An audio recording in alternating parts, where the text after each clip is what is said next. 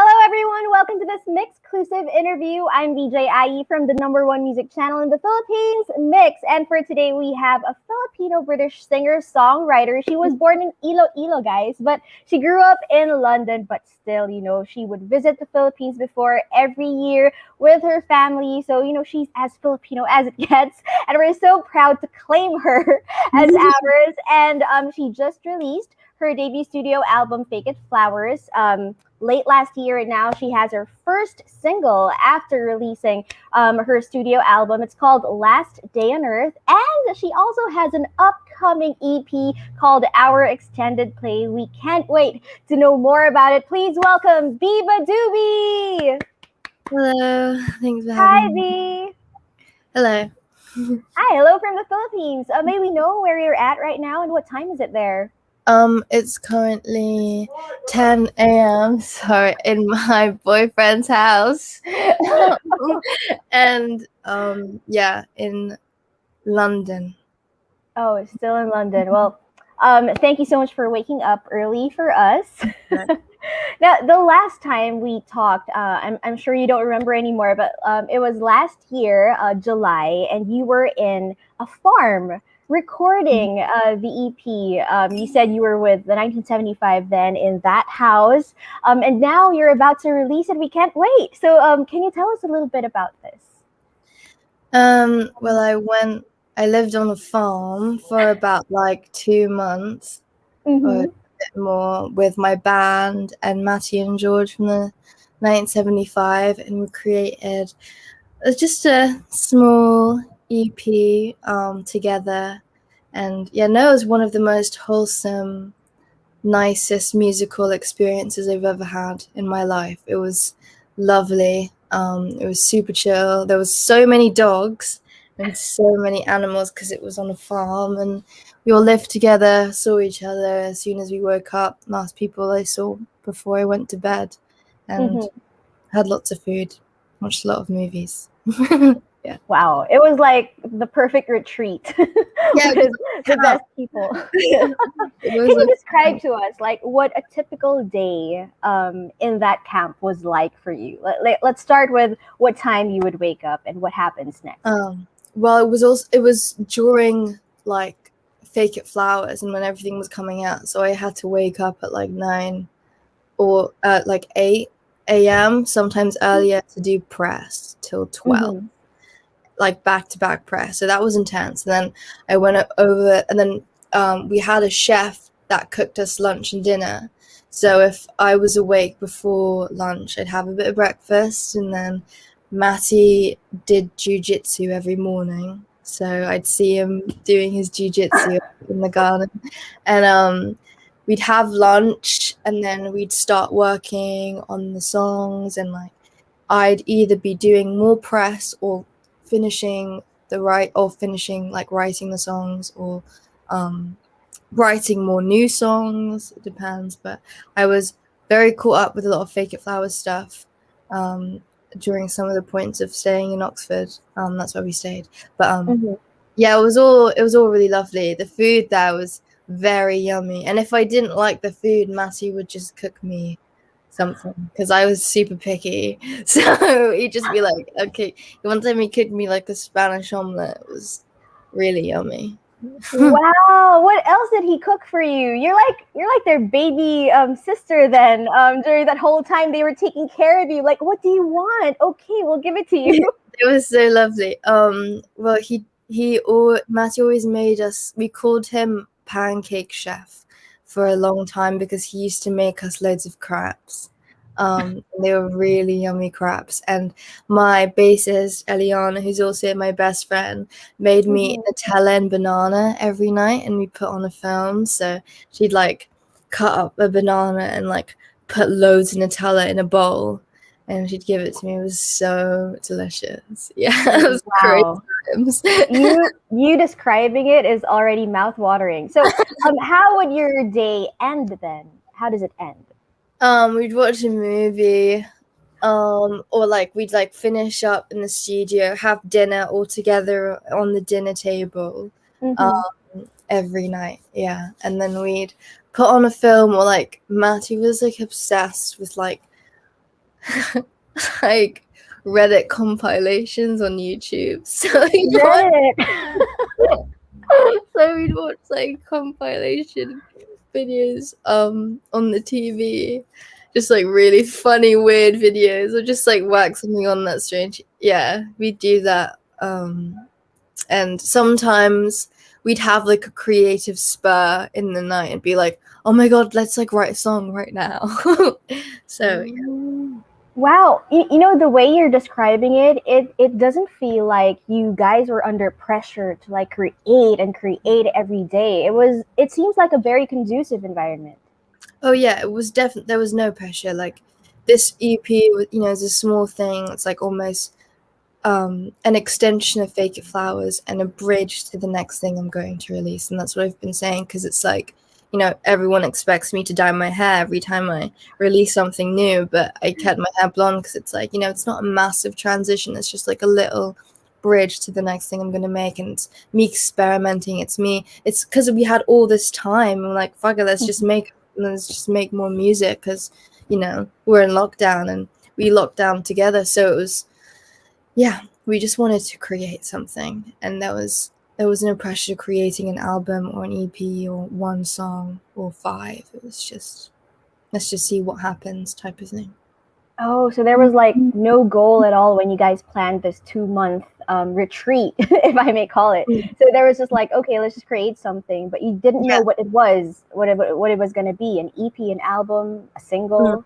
Yeah, we didn't really care. We just like, I think we just all really wanted to work together really bad. We were like, well, let's just live in Oxford together and just chill, and everything wasn't open then, so we would just like in the house, we would take like really long walks around the area. One time Matty took us on like some hike, and he had like he took us down like a route where you couldn't even go through, and he had like a stick to hack through the leaves.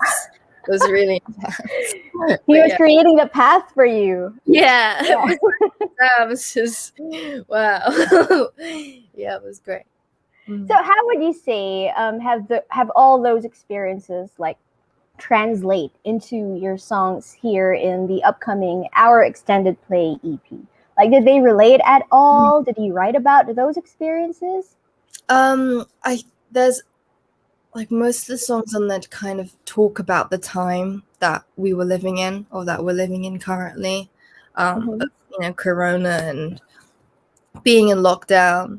There's one song about me kind of being in my own thoughts and being scared about growing up and realizing that, oh my god, I'm 20, I'm not like a teenager anymore. And even though 20 is still super young, like I'm thinking of, buying a house and like moving out, and it's scary because it's like I kind of want to cling on to, the innocence of everything and of what I used to have. And there's some songs about love and like, loving yourself and feeling attracted. Like I wrote that like just after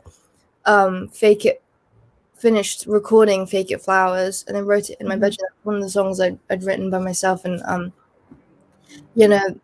that was a good one to record. And Last Day on Earth is obviously about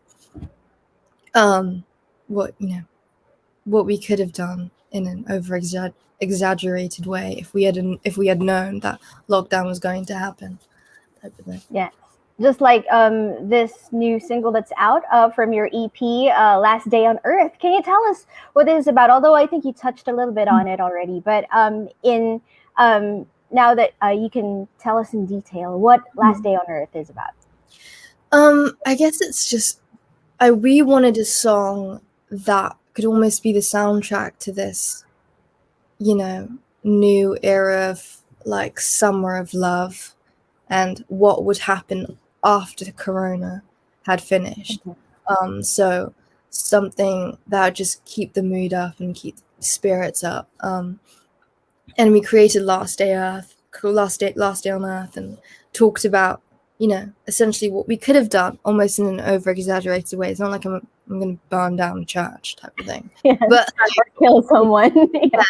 But like, you know, just the idea of feeling free and, you know, missing how intimate everything used to be before the virus had this outbreak.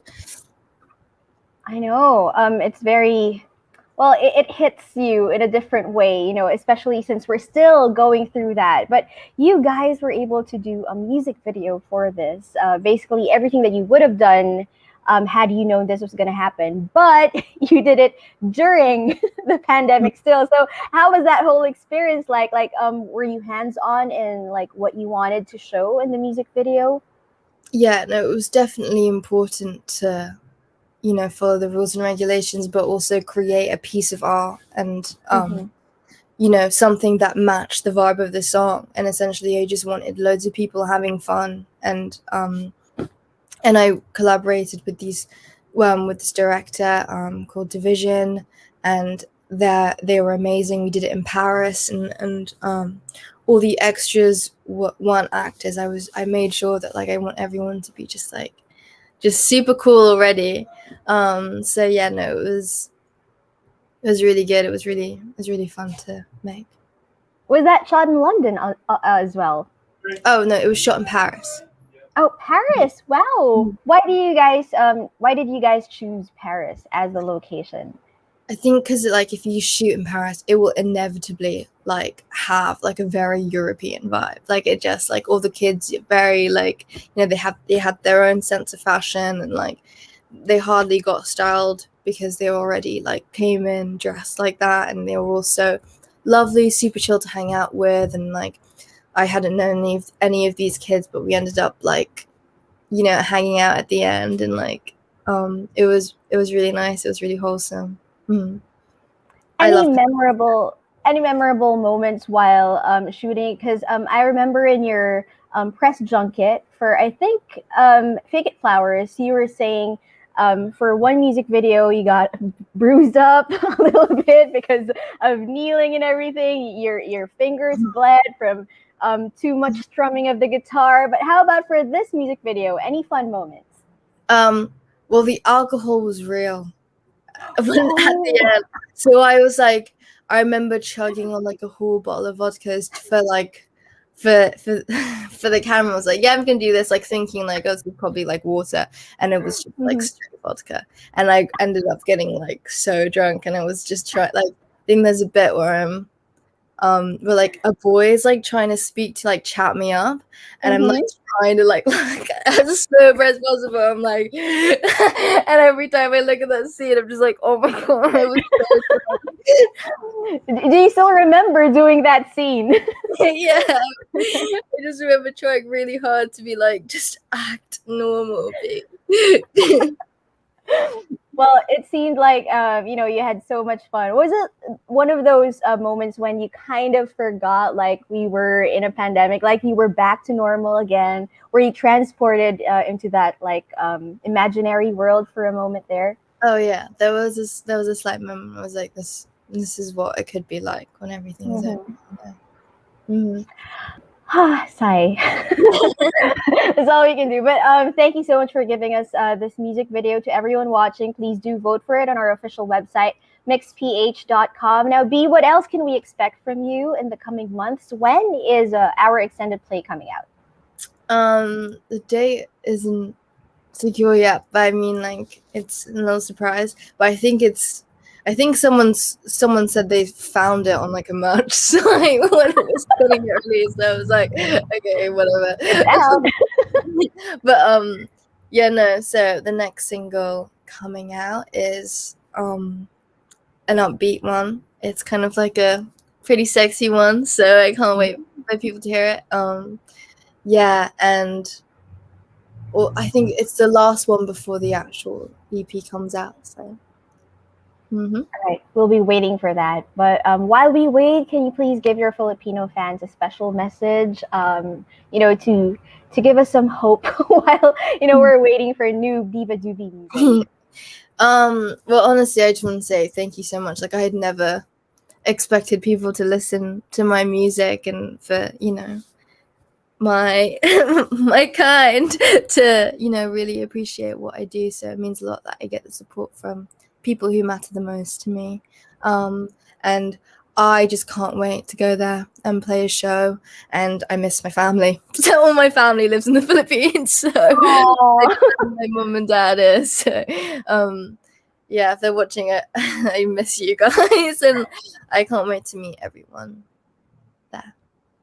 Yeah, so you will wait for that day when you get to do a show here. And lastly, B, I just wanted to ask, your Instagram handle is not beabadoobee. It's something else. Can you please tell us why?